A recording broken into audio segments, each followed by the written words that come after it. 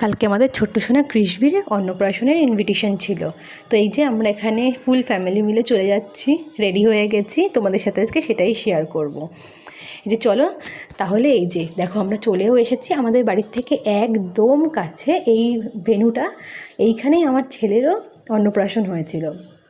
দেখো আমার ছেলে এসে ঘুরে ঘুরে সব কিছু তাকিয়ে তাকিয়ে দেখছে।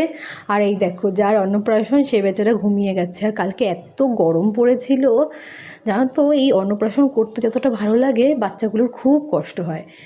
এই যে এখানে আমরা প্রথমেই ওয়েলকাম ড্রিঙ্ক পেয়ে গেছি আম পান্নায়। গরমকালে এটা কিন্তু জাস্ট ফাটাফাটি লাগে। তারপরেই ছিল হচ্ছে ফুচকা।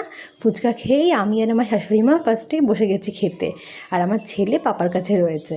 এই যে প্রথমেই দিয়ে দিয়েছে এগ ডেভিল, আর মেনু কার্ডটা তোমরা কিন্তু পজ করে দেখে নিতে পারো চাইলে।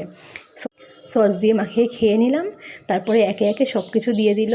প্রথমেই দিয়েছিল ভাত আর মুড়ি ঘন্টর ডাল, সাথে আলুর চিপস। আর এই যে দেখতে পাচ্ছ আমার ছেলে, আমার বরের হাত, এটা হচ্ছে কি আমার ছেলেকে আলুর চিপস খাওয়ানোর জন্য একটা আলুর চিপস নিল।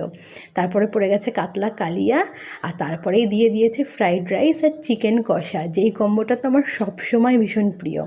আর তারপরে দিয়ে দিয়েছে হচ্ছে চাটনি আর পাঁপড়। তারপরে আর অনেক কিছু ছিল আমি যেগুলো নেইনি।